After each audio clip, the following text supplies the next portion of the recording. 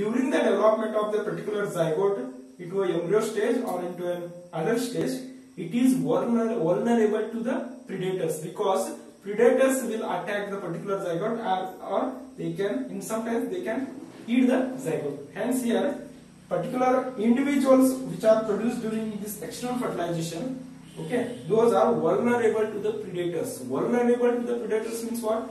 Predator organism at any time they will attack the particular zygote or embryo, and they can eat the embryo. So this is the disadvantages of external fertilization.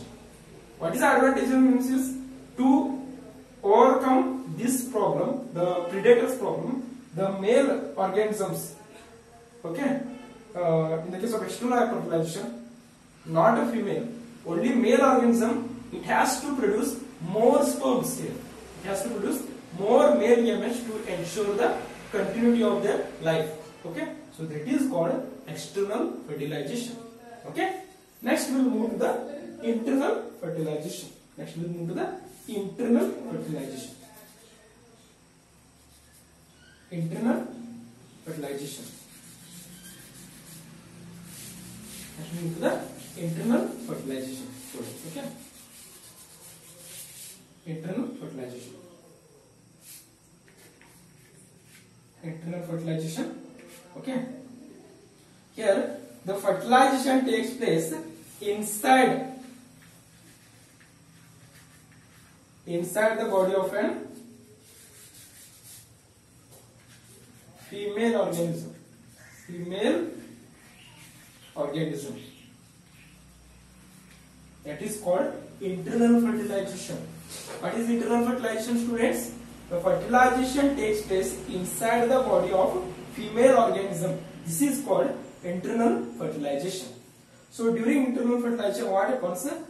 Whatever the sperm produced by the male gametes, they are come in close vicinity of the female organism, female reproductive part, where sperm directly come in contact with the female reproductive part, where it releases sperm. The male releases male gamete, that is sperm, inside the female reproductive part, where male and female gamete, they get fused, and the development of zygote as well as embryo takes place inside the body of a female organism.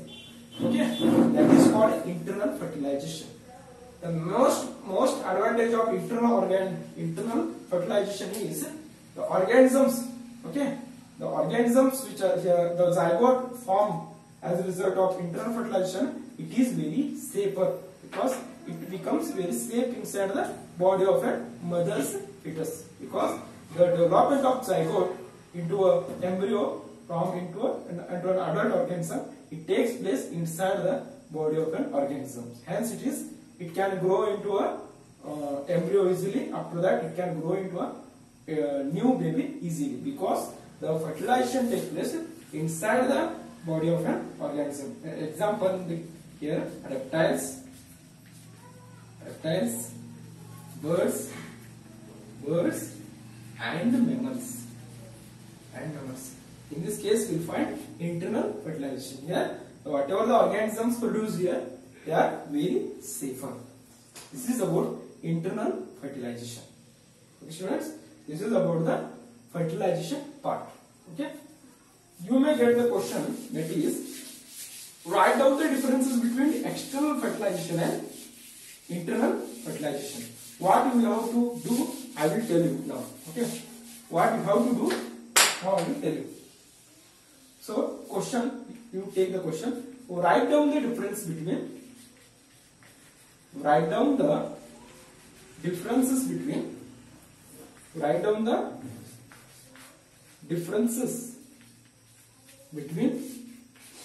I will write the shortcut form here, EF.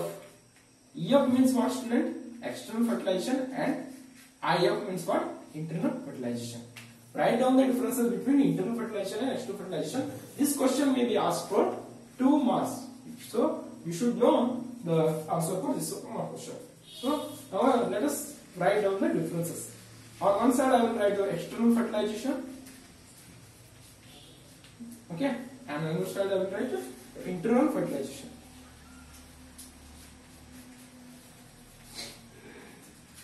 Okay, make a column like this.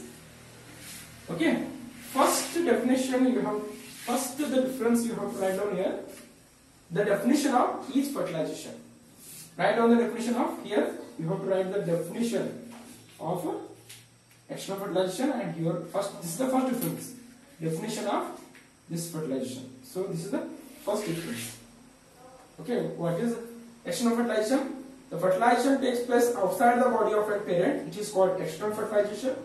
What is internal fertilization? The fertilization takes place inside the body of a female parent, it is called internal fertilization. Second, the difference you have to write. Now I will tell you what is the second difference. Second difference you write down here. Offsprings are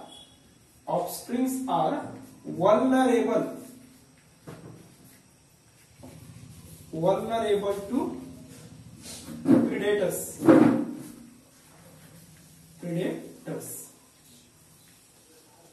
So this is, write down the disadvantage here. Offsprings are vulnerable to predators. Okay. Now here to write down offsprings are safe. Offsprings are safe.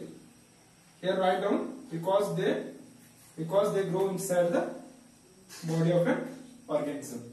Here you write down because they grow inside the body of parent. Inside the body of parents. Third difference here write down. Write down here. Examples. Okay. Third difference here. More. Here you write down. More male gametes has to be produced. Male gametes has to be produced. More male gametes has to be produced. Has to be produced here, and here you write down. Here you write down.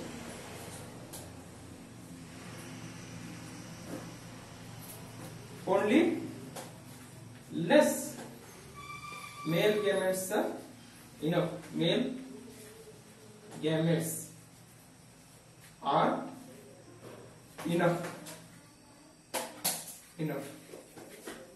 Okay. So fourth difference you write down that examples. Okay. Examples what here? What are the examples for external fertilization? That is frogs and fishes. Frogs and fishes. And here you write down reptiles, birds and mammals. Reptiles, birds and mammals. Okay, students. Now I will tell you once again. If the question may ask like this, write down the differences between external fertilization and internal fertilization. Go through that one. Write down the first difference is write down the definition of external fertilization and internal fertilization. This is the first difference. Second difference, in the external fertilization, offsprings are vulnerable to the predators because predators can easily eat the zygote as well as the embryo which can produced by the external fertilization. Whereas in the case of internal fertilization, second difference, opposite to this one, here offsprings are safe because the offsprings are grow inside the body of the parent. Okay, body of the parent. Next, third difference, write down more male gametes has to be produced to overcome the predator problem. They have to be produced more male gametes here. They has to be produced. Okay, because the number of male gametes here should be more than that of number of female gametes. Whereas in the case of internal fertilization, only less male gametes are enough for the internal fertilization. Fourth difference you write down, that is example for external fertilization, fishes and frogs. Okay, students, listen here. I have written here, but you can't see this one. But I am telling you verbally. I am telling you orally. That is here examples frogs and fishes. And fourth difference here examples fourth difference reptiles, birds and mammals. Okay? So this is about the second most important event in the case of sexual reproduction in organisms. And last one we have post-fertilization event. Let us move to the last event, that is post-fertilization